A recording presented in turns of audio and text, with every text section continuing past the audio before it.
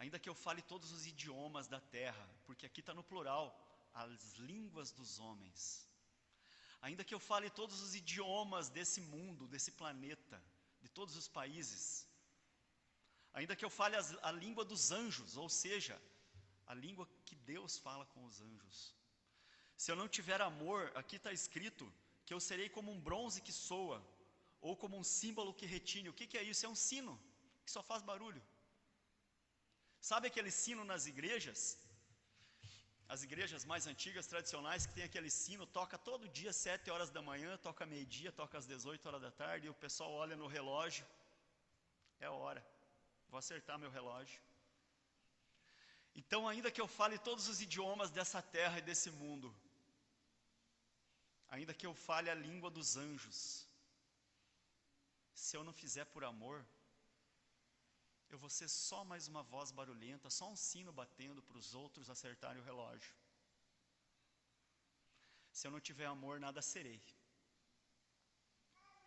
Ainda que eu tenha dom de profetizar e conheça todos os mistérios da ciência, da matemática, da biologia, ainda que eu tenha a fé a ponto de fazer uma montanha se jogar dentro de um rio, dentro de um mar, ou de secar uma inundação, ou de levar uma profecia, ou de profetizar na vida de alguém, ainda que a minha fé seja tamanha a ponto de eu orar e alguém ser curado, de eu fazer um milagre, se eu não fizer por amor,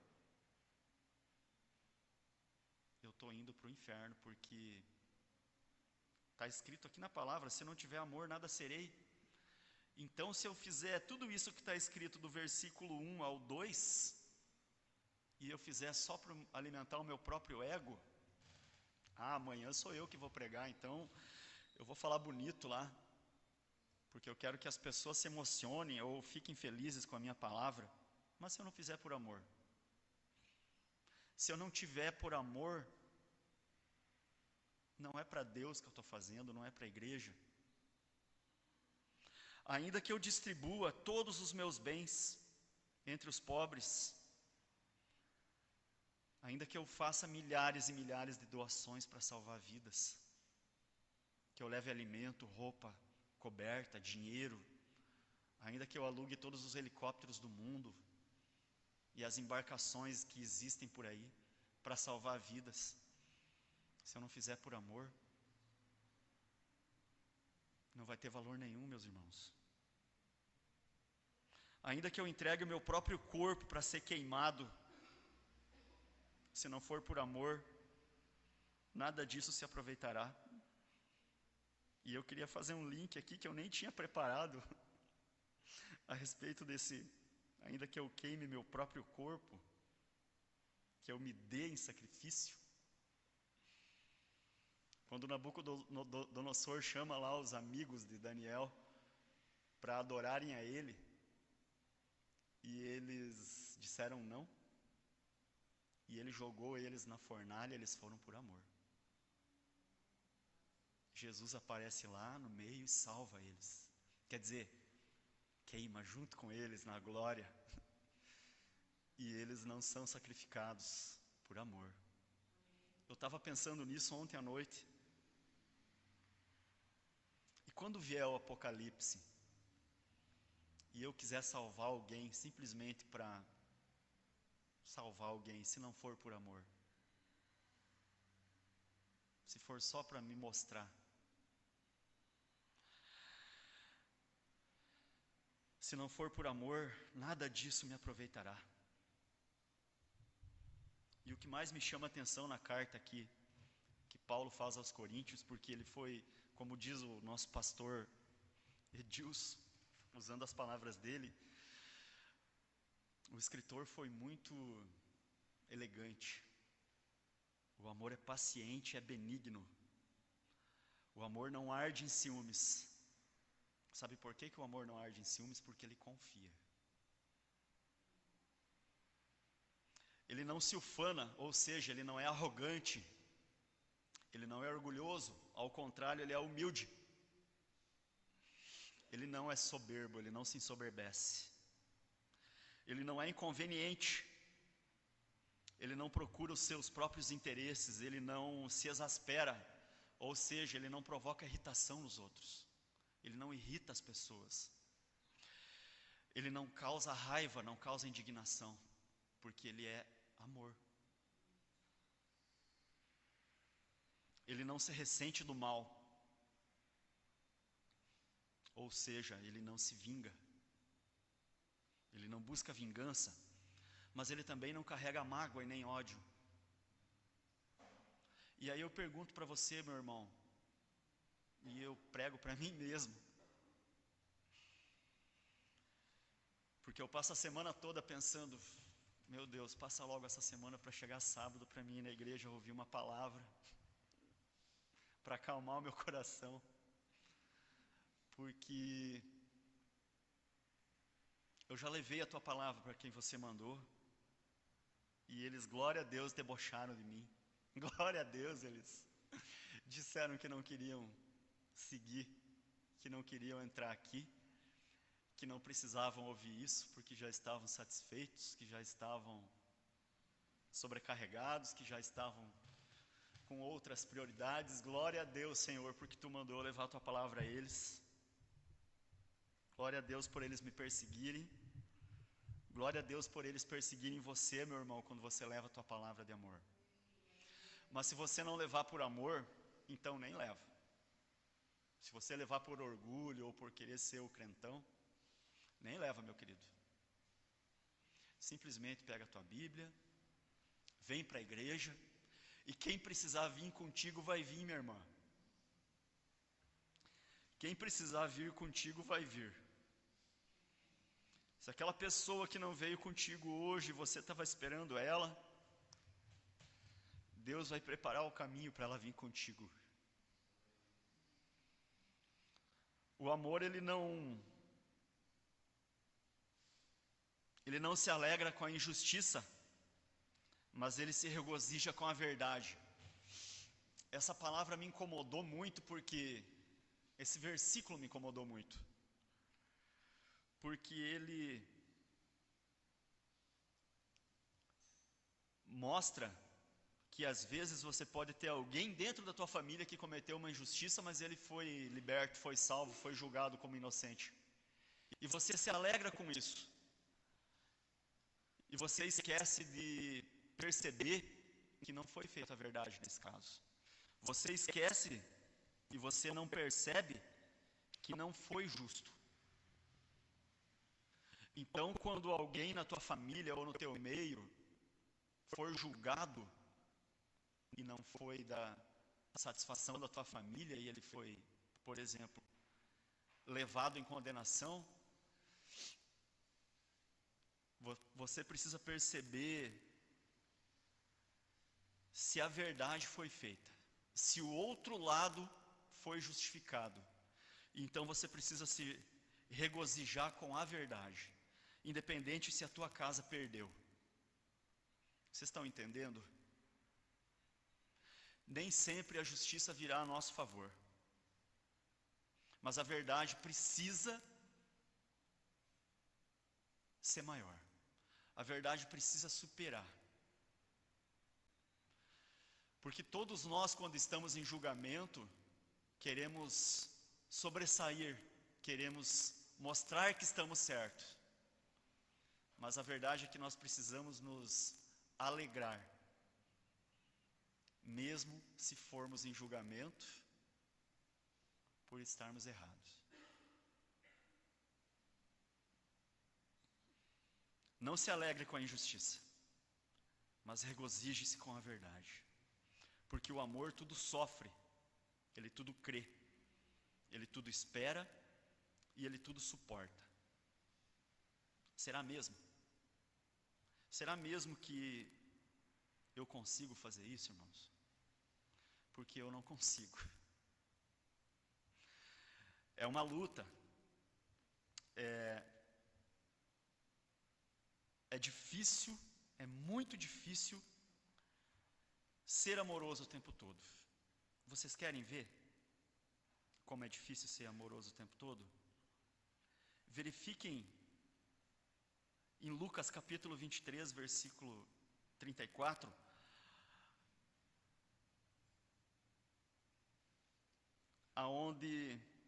irmãos, em Mateus 22, 39, aonde Jesus diz assim: amarás o teu próximo como a ti mesmo.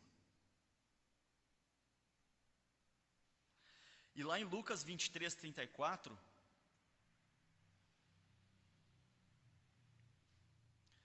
Jesus, já na cruz, ele pede a Deus: perdoa-lhes, Pai, porque eles não sabem o que fazem. Tudo sofre, tudo crê, tudo espera, tudo suporta. Amar o próximo como a ti mesmo é fácil quando a gente está na zona de conforto, quando o próximo não é um morador de rua que a gente precisa levar uma marmita ou dar um cobertor.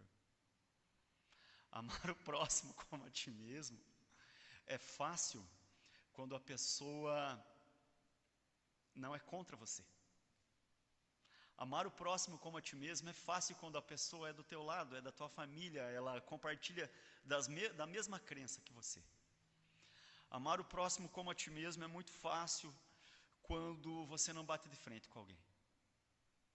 Amar o próximo como a ti mesmo é muito simples quando a pessoa é teu amigo e faz tudo o que você gosta e não bate de frente contigo ou não entra em confronto contigo em função de uma disputa, em função de um cargo, em função de um salário, em função de um emprego, em função de algo melhor. Amar o próximo como a ti mesmo é muito fácil quando estamos na igreja, com os irmãos, com os amigos, com a família. Mas amar o próximo quando vem aquele sobrinho na tua casa que só faz bagunça e quebra as coisas, ou amar o próximo quando vem aquele chefe que te enche de trabalho, e quando vem aquele colega de trabalho e mostra para você que você está errado, ou quando você não consegue atender um prazo para a entrega de um trabalho, um prazo para a entrega de alguma coisa que vai garantir o teu salário no final do mês. Amar o próximo quando tudo vai bem e quando você não precisa se irar, quando você não precisa julgar, quando você não precisa xingar ninguém. Amar o próximo quando você está dirigindo o teu carro e o trânsito flui e você não precisa faltar com respeito com outro condutor. É muito fácil.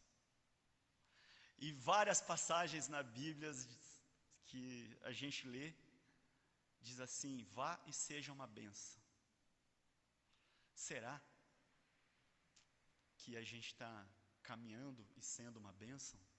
Ou não estamos fazendo como o povo lá do Esaú, que milhares de anos depois ainda amaldiçoam os seus primos, e vice-versa, ou mesmo na minha família.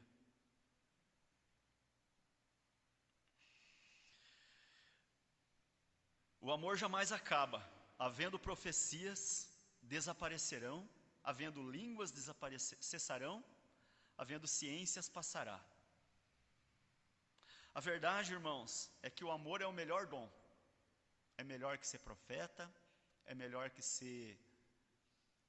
expulsar demônio, é melhor que fazer milagre.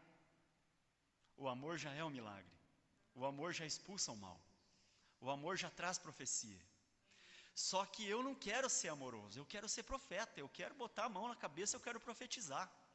Quando eu dobro o meu joelho, eu peço para Deus: me batiza com o Espírito Santo, que eu quero falar em línguas, mas eu não tenho amor. E eu estou ali chorando e do nada cessa a minha lágrima. Já aconteceu comigo, já aconteceu. E ontem à noite eu estava pensando nisso, e aí eu tive a consciência que, sim, que me falta amor. Porque eu não tenho nem o básico. Como que eu vou construir uma casa se eu não tenho o alicerce? Como que eu vou levantar essa parede se eu não fiz a caixaria para colocar o alicerce? Como que eu vou colocar esse azulejo bonito que vai vir as visitas e vão dizer que piso bonito? Se eu não fiz o contrapiso, que é o amor. Por que que eu vou comprar a telha mais cara do mercado para colocar na minha casa, se eu construir a minha casa na areia? Porque eu quero ser profeta, porque eu quero fazer milagre, porque eu quero que a minha fé seja gigante, a ponto de falar para aquele monte ali, ó, se desfaça, para que as pessoas olhem e falam: uau, esse cara realmente é de Deus. Esse cara, ele é o cara. Faz milagre, ele ora, o inimigo vai embora, ele bota a mão, o aleijado levanta, só que ele não tem amor. O Balaão também fazia.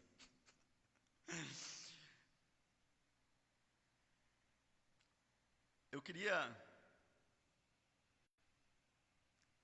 trazer uma analogia para a igreja, que talvez vocês já tenham ouvido essa analogia que eu vou trazer agora, que é a respeito da justiça, da misericórdia e do amor. Vejam bem, talvez muitos já tenham pregado sobre isso, mas é um conceito que fez eu entender o amor. A partir desse conceito, eu comecei a entender por que Jesus, mesmo olhando para os pecadores, ainda convida eles para morar na sua casa. Vejam bem, qual é a coisa... não vamos falar de pessoas, vamos falar de bens. Qual é o bem que você mais ama? A sua casa? O seu carro? O seu trabalho? O seu emprego? Mas vamos lá, meu querido. Você comprou um carrão, estacionou na frente da sua casa. E aí, o filho do seu vizinho, muito jovem, de menor, pega o carro do pai, escondido, como eu mesmo já fiz muitas vezes, e bate no teu carro. Arregaça com o teu carro. E aí você sai lá na garagem e vê teu carro estacionado, novinho, arrebentado. A justiça, a lei e as regras de trânsito dizem para nós que agora você tem direito de procurar a justiça. E fazer aquele jovem, aquela família daquele jovem, pagar o teu prejuízo para consertar o teu carro. Certo? Concordam? Cuidado quando você buscar a justiça e os teus direitos, para você não se afastar do amor. Cuidado quando você for buscar justiça e quando você for buscar o que é de teu direito. Seja um carro batido, seja uma herança, seja uma partilha. Cuidado para você não se afastar do amor em função daquilo que é direito teu. Porque é direito teu cobrar aquele carro batido ou aquele bem que algum familiar deixou para repartir entre os irmãos.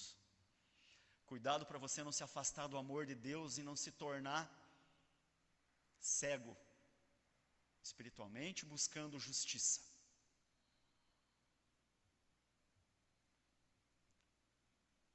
E aí você olha para o jovem que bateu no teu carro agora e você fala assim para ele, e vocês vão perceber que eu não estou saindo nem 1 milímetro aqui da palavra. Jovem, você bateu no meu carro. Me dá o telefone aí do seu pai que eu vou ligar para ele e agora a gente vai... Teu pai vai arcar com os prejuízos e você com certeza vai ser punido pelo teu pai. O meu pai ia me dar uma coça. E aí entra o segundo ponto de vista, que não é procurar o direito ou a justiça, mas é ser misericordioso. Você sai da sua garagem e encontra seu carro batido.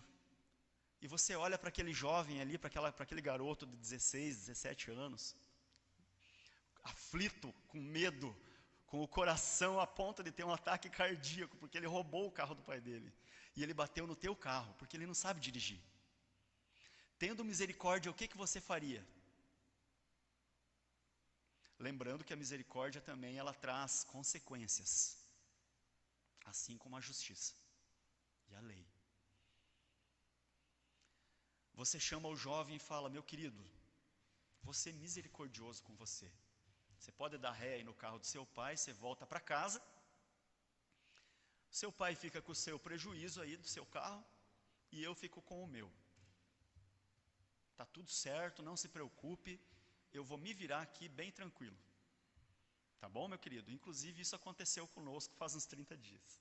Exatamente isso. Só que não era um jovem, era um outro senhor. E aí vem o terceiro item, que é o amor. Aonde você sai para fora da sua casa, e vocês já vão entender por que eu estou falando isso, porque isso fez me entender o versículo 7 do capítulo 13 do livro de Coríntios, que está escrito assim: tudo sofre, tudo crê, tudo espera, tudo suporta, não é arrogante, não é orgulhoso, é humilde, não provoca irritação, ele não irrita os outros, ele não tem raiva, ele não humilha, ele não causa indignação, ele não busca vingança, ele não se magoa, ele não desperta o ódio. Mas você sai para fora da sua casa e encontra seu carro lá, arrebentado, moído, esculhambado. E você vê aquele jovem agora, desesperado, porque além de bater o carro do pai dele, ele bateu no seu carro. O que o amor faz você fazer? O amor faz você ir lá, abrir a porta do carro do jovem, convidar ele pela mão. Vem, senta aqui comigo no meio-fio, no cordão. Acalma o teu coração. Enxuga as lágrimas do jovem. Compra um sorvete para ele. Abraça ele. Arruma o cabelo dele. Acalma ele. E por amor você fala assim: meu jovem, eu vou contigo na tua casa. Nós vamos falar com o teu pai. O teu pai não vai ficar bravo contigo, ele vai te perdoar. Porque eu já te perdoei. É só um carro. Todo ano, todo dia fabricam milhões. É só um carro. Você está perdoado. Vamos na casa do teu pai agora. Vamos abraçar ele. E melhor, eu vou pagar o meu carro e eu vou pagar o carro do teu pai. Eu vou te pagar um sorvete. Eu vou te abraçar, eu vou te dar um beijo. Eu vou te levar para casa pegado na mão. E quando você fizer 18 anos, você volta aqui, que eu vou pagar a tua carteira de motorista. Irmãos, assim é o amor de Deus. Não importa o que você fez, quem você é, quem você foi. Ele te perdoa e te convida para morar na casa dele. Te torna consciente, te torna amoroso e espera que você faça o mesmo pelos outros. Simples assim.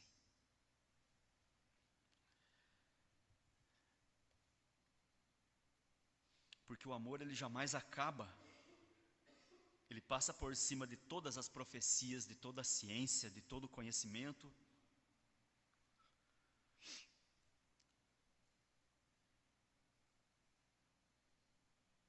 O amor é mais importante que a fé.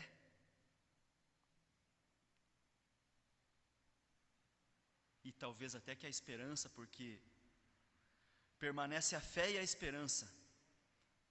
E o amor. Esses três, porém, o amor, destes três, o amor é o maior. O amor é maior que a fé, irmãos. Versículo 13 do capítulo 13. O amor é maior que a esperança. Porque tendo esperança e tendo fé, ainda assim deixamos de ser amorosos uns para com os outros. Porque brigamos, porque entramos em conflito, porque falamos o que não devíamos ter falado em momentos inadequados, porque batemos de frente, porque somos crentes e não damos o exemplo. E as pessoas que estão vendo você ali, que deveria ser a pessoa mais amorosa, não é. Ah, mas eu dobro o meu joelho porque eu tenho fé. Eu oro para ter prosperidade porque eu tenho fé e eu tenho esperança que Deus vai ouvir as minhas orações e realizar os desejos do meu coração, como está escrito no Salmo 37, versículo 4 para frente. Confia no Senhor e faz o bem, e Ele satisfará os desejos do teu coração. Sim, mas e o amor? Cadê? Cadê o amor pelo próximo? Esse texto, eu sei que muitos irmãos aqui já ouviram esse texto, já pregaram esse texto, já ouviram muitas pregações sobre esse texto. Mas esse texto ele tem tirado o meu sossego nos últimos dias, porque ele é um texto muito difícil de ser executado no nosso dia a dia. Porque Jesus disse que somos maus. E eu nunca entendia isso quando Jesus falava: você que é mau sabe dar coisas boas para o seu filho, imagina Deus que é bom o tempo todo. Então eu convido os irmãos e a igreja para que a gente repense, reflita, coloque em prática, para que a gente se conduza conforme o versículo 7 do capítulo 13 dessa carta que Paulo escreveu para Coríntios, que eram os romanos na época, os gregos, que era aquele povo que vivia lá, naquela região árida.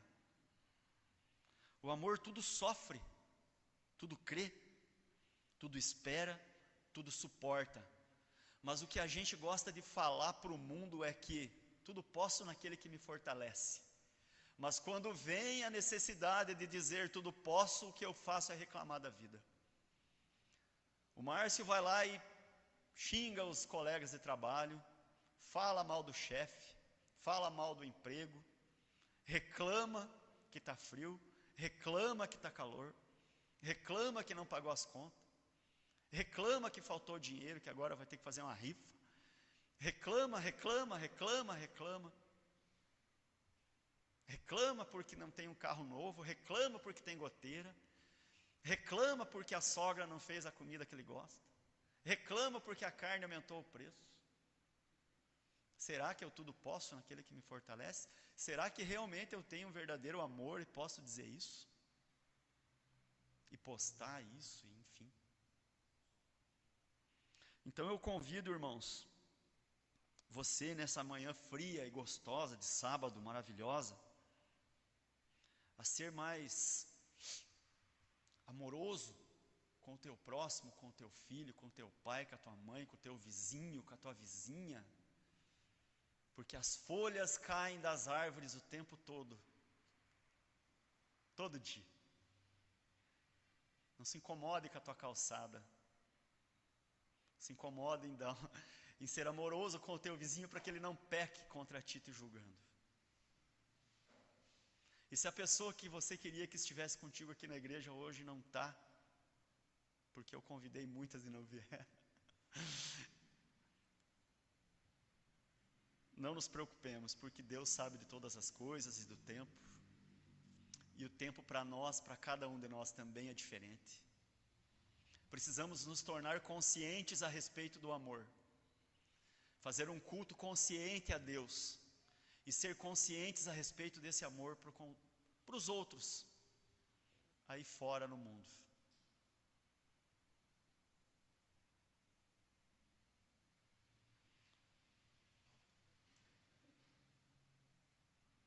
Continuando aqui, e para encerrar, versículo 10 diz assim, ó: quando, porém, vier o que é perfeito, nosso Senhor Jesus Cristo, então o que é em parte será aniquilado. O que é em parte? É aquele que não é perfeito. Ou seja, se não formos perfeitos aos olhos de Deus, se não tivermos amor, provavelmente vamos ser aniquilados. Provavelmente quando Jesus voltar, se não tivermos amor, nós vamos sair dessa igreja correndo no meio da rua, e as pessoas que estiverem lá fora vão entrar aqui para tentar entender o que aconteceu.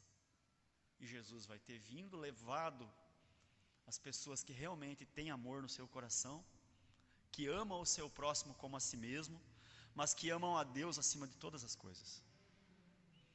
E provavelmente quem não tiver nesse nível, e eu espero estar nesse nível um dia, para poder ir com Jesus e não ficar aqui nessa terra.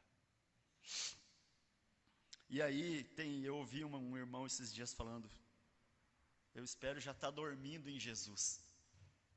Não vai adiantar nada, irmão, você estar dormindo em Jesus, porque Ele vai ressuscitar você para te julgar. Legal, né? Então, assim, vamos ser mais amorosos, no sentido de amar o próximo como a nós mesmos e amar a Deus sobre todas as coisas. Vamos suportar tudo, crer, não desanimar e lembrar que é só o amor que vai nos levar para perto de Jesus. Vamos orar, irmãos? Querido Deus, em nome do nosso Senhor Jesus Cristo, te agradecemos, Senhor, pela Tua palavra, pela Tua mensagem. Entregue a Tua igreja, Senhor, aos Teus servos, aos Teus filhos. Que a Tua palavra, Senhor, possa entrar pelos ouvidos e nos tornar conscientes, amolecer os nossos corações, Senhor. Para que possamos amar o nosso próximo e amar a Ti, Senhor, acima de todas as coisas. Que possamos suportar, Senhor, tudo que vier. Em nome do nosso